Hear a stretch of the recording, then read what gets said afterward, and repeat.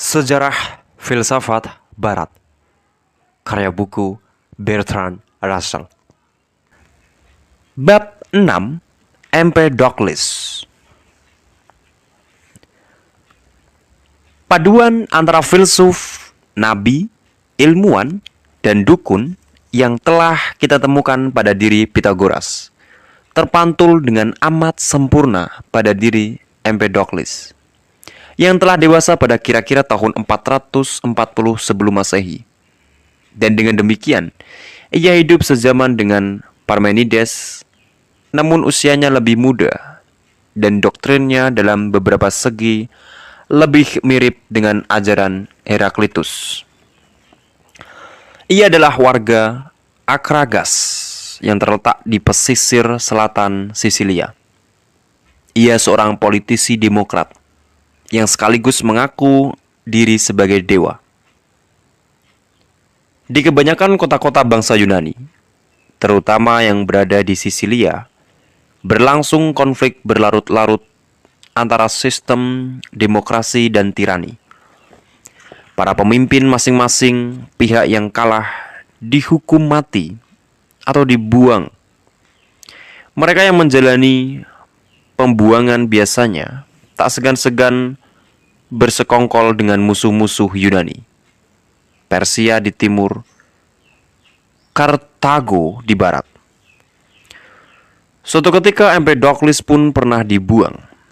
Namun setelah menjalani pembuangan itu, tampaknya ia lebih memilih karir sebagai cendekiawan daripada sebagai pengungsi yang merancang persekongkolan. Di masa muda, ia tampaknya cenderung menganut agama Orpis. Sebelum menjalani pengangsingan, ia menggabungkan politik dengan ilmu pengetahuan. Dan baru pada masa hidupnya yang belakangan, yakni sebagai orang buangan, ia menjadi seorang nabi.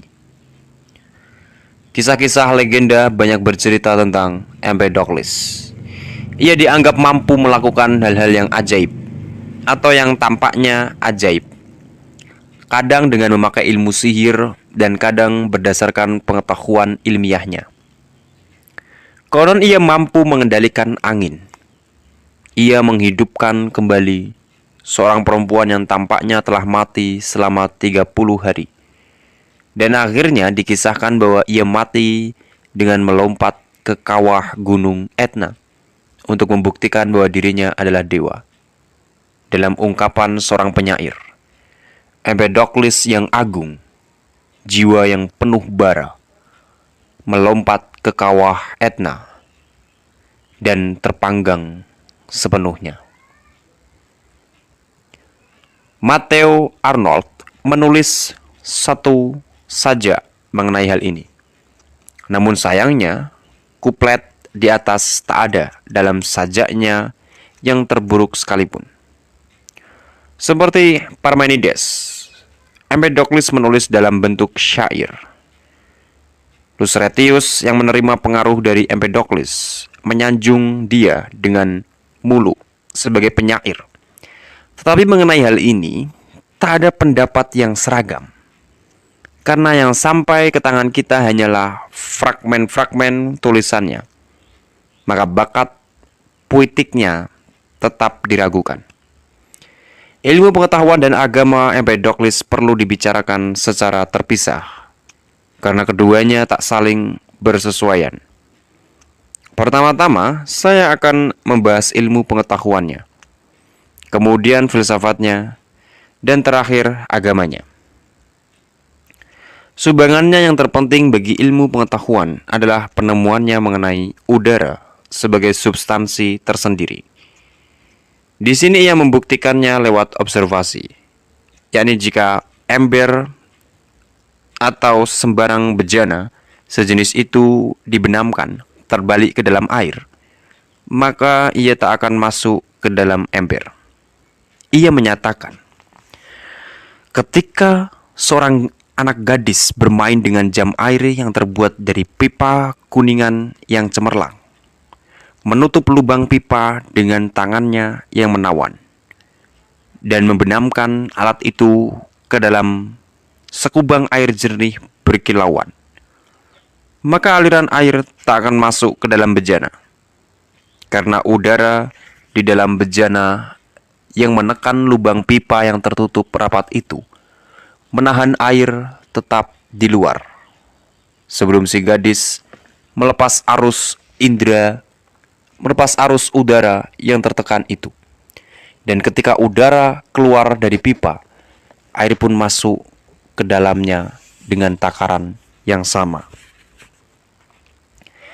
Kutipan ini tertera dalam uraiannya tentang pernapasan. Ia setidaknya juga menemukan satu contoh tentang kekuatan sentrifugal. Jika secangkir air digantungkan di ujung tali dan diayun berputar, air itu tak akan tumpah. Ia mengetahui bahwa tumbuh-tumbuhan memiliki jenis kelamin, dan ia mengetahui teori yang harus diakui agak fantastis mengenai evolusi dan bahwa makhluk yang paling unggulah yang mampu bertahan hidup, the survival of the fittest, pada mulanya. Berbagai jenis makhluk yang tak terbilang jumlahnya tersebar di segala penjuru dengan beraneka macam bentuk. Suatu pemandangan yang sangat menakjubkan. Ada kepala tanpa leher, lengan tanpa bahu, mata tanpa dahi, anggota-anggota tubuh yang saling terpisah, yang membutuhkan perpaduan. Berbagai rupa makhluk itu saling berpadu hanya secara kebetulan. Ada makhluk-makhluk tak karuan, bentuknya dengan tangan tak terbilang banyaknya. Makhluk-makhluk dengan wajah dan dada yang menghadap ke arah berlawanan. Makhluk-makhluk berbadan lembu dan bermuka manusia. Dan makhluk-makhluk lain bermuka lembu dan berbadan manusia. Ada makhluk-makhluk hermafrodit yang menggabungkan ciri-ciri pria dan wanita, tetapi mandul. Pada akhirnya hanya bentuk-bentuk tertentulah yang mampu bertahan hidup. Perihal astronomi, ia mengetahui bahwa bulan bersinar dengan memantulkan cahaya. Dan menurutnya, matahari pun demikian. Ia mengatakan bahwa cahaya memerlukan waktu untuk mencapai suatu tempat. Tetapi itu terjadi sangat cepat, sehingga kita tak dapat mengamatinya. Ia tahu bahwa gerhana matahari disebabkan cahayanya terhalang posisi bulan. Suatu fakta yang agaknya ia pelajari dari Anaxagoras. Ia adalah pendiri mazhab kedokteran Italia, dan mazhab yang ia rintis ini memberikan pengaruh kepada Plato dan Aristoteles. Menurut Burnet, mazhab itu berpengaruh seluruh kecenderungan pemikiran ilmiah dan filosofis. Sekarang saya bicarakan kosmologinya. Seperti telah disebutkan, dialah yang menyatakan bahwa tanah, udara, api, dan air adalah 4 unsur, kendati istilah unsur belum dia gunakan. Masing-masing unsur itu abadi, tetapi unsur-unsur itu bisa saling berbaur dengan takaran yang berbeda-beda, dan dengan demikian menghasilkan berbagai ragam zat yang telah berubah sebagaimana kita temukan di dunia ini. Unsur-unsur itu dipadukan oleh cinta dan perselisihan. Menurut Empedokles, cinta dan perselisihan adalah substansi purba yang sederajat dengan tanah, udara, api, dan air. Ada kurun waktu di mana cinta berkuasa dan masa-masa lain di mana perselisihan lebih unggul. Ada zaman keemasan di mana cinta sepenuhnya berjaya. Dalam zaman itu, manusia hanya memuja Aphrodite dari Siprus. Perubahan-perubahan di dunia ini tidaklah dikendalikan oleh tujuan apapun, namun hanya terjadi karena kebetulan dan keniscayaan. Suatu siklus berlangsung bila unsur-unsur tadi seluruhnya dipadukan oleh cinta. Perselisihan berangsur-angsur menceraikannya lagi. Di saat perselisihan telah memisahkannya, berangsur-angsur cinta mempertemukannya kembali. Jadi setiap senyawa zat bersifat fana. Hanya 4 unsur di atas bersama dengan cinta dan perselisihan yang baka. Ada persamaan dengan Heraklitus, meskipun lebih halus, sebab yang menghasilkan perubahan bukan hanya perselisihan, melainkan perselisihan dan cinta bersama-sama. Plato mempertemukan pemikiran Heraklitus dan Empedokles dalam risalahnya yang berjudul Sophis.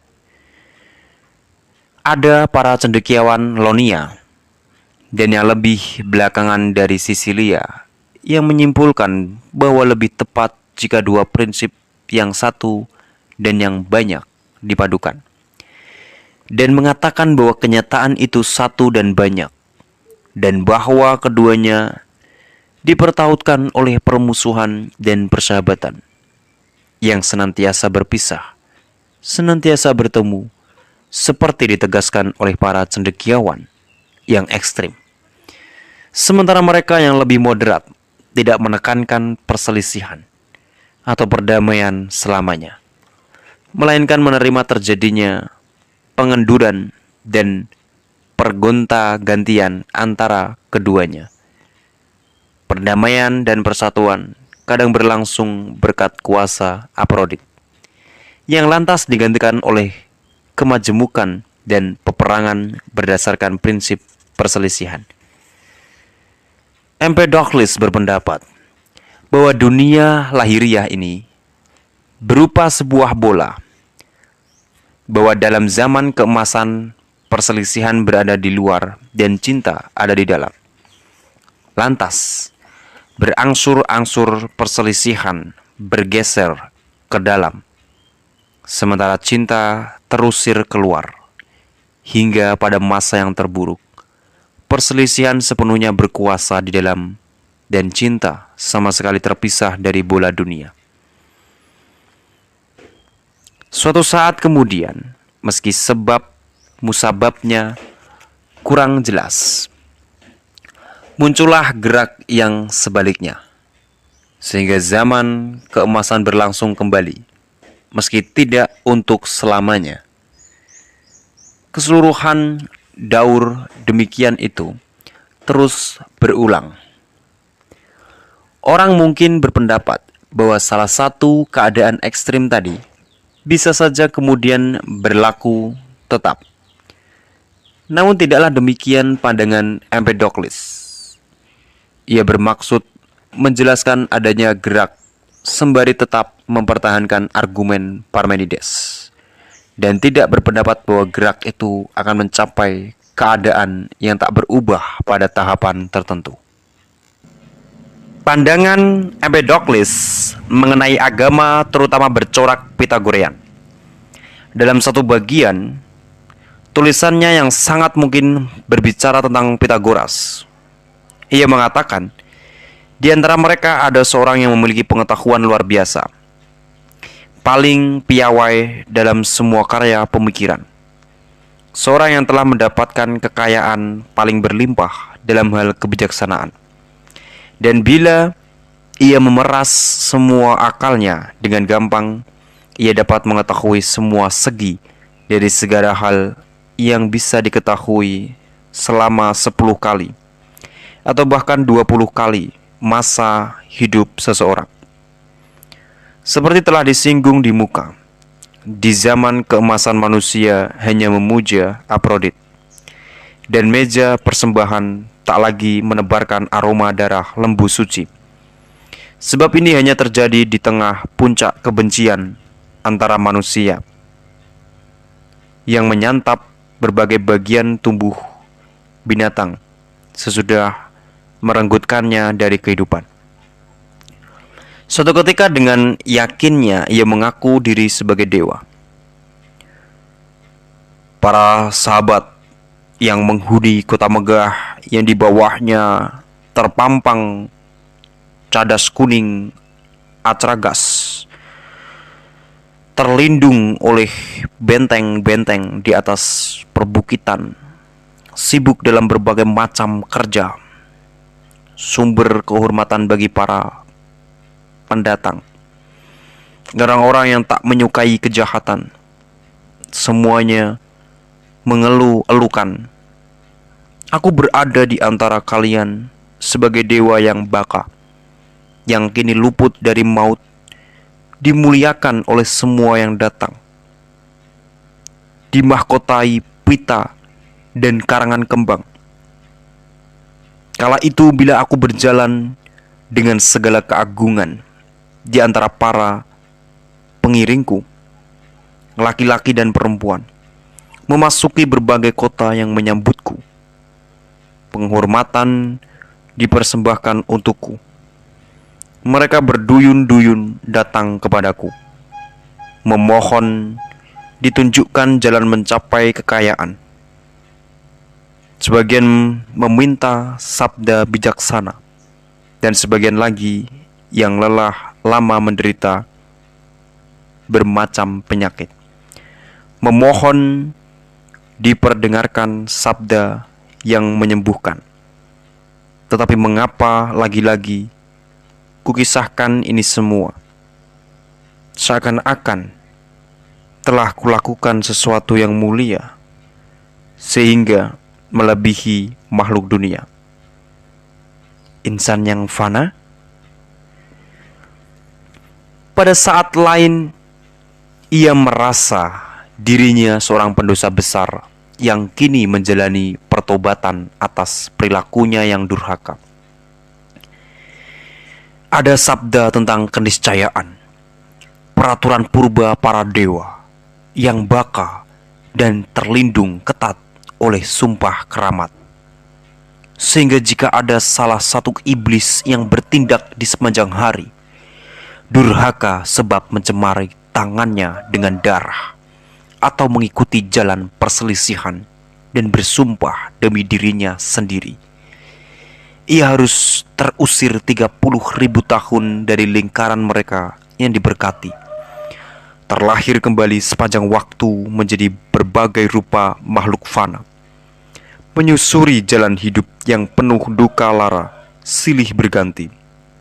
Angin dahsyat akan melemparnya ke samudra, dan samudra memuntahkannya ke daratan tandus. Daratan melambungkannya ke bawah terpaan kobar matahari, dan matahari mengempaskannya kembali ke pusaran angin.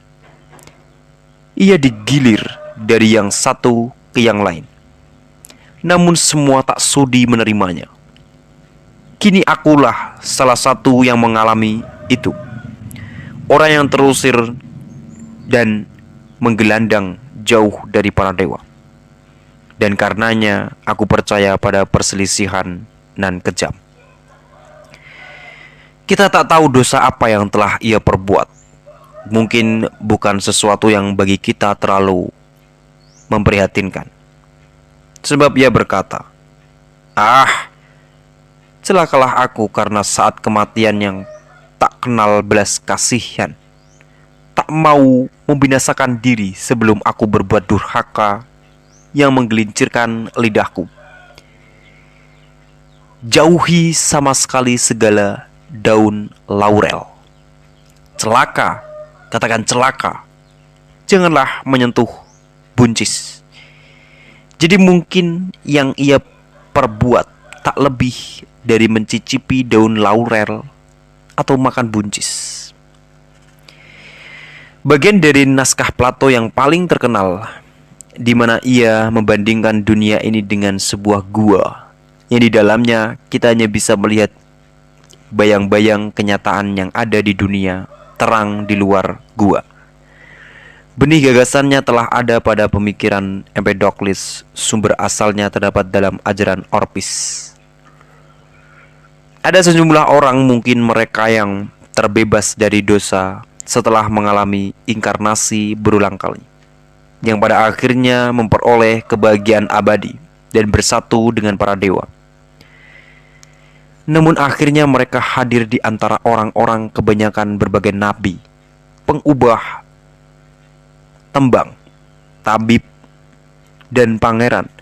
Dan selanjutnya mereka meningkat sebagai dewa-dewa yang diberkati kemuliaan, tinggal bersama dan bersantap satu meja dengan para dewa, terhindar dari durhaka lara manusia, luput dari keniscayaan takdir, dan terbebas dari rasa sakit. Dari semua ungkapan itu, tampak betapa hampir tak ada gagasan yang belum terkandung dalam ajaran Orpisme dan Pythagoreanisme. Selain dalam bidang ilmu pengetahuan, orisinalitas Empedokles terlihat dari doktrinnya mengenai 4 unsur dan diterapkannya 2 prinsip berupa cinta dan perselisihan untuk menjelaskan terjadinya perubahan. Ia menolak monisme dan menganggap bahwa berlangsungnya proses alam lebih dikendalikan oleh sifat kebetulan dan keniscayaan daripada oleh suatu tujuan. Dalam hal ini, filsafatnya tampak lebih ilmiah daripada pemikiran Parmenides, Plato, dan Aristoteles. Dari segi lain, jelas pula bahwa ia menganut tahayul yang berlaku di zamannya, tetapi bukan berarti ia kurang berharga dibandingkan para insan ilmiah yang lebih mutakhir.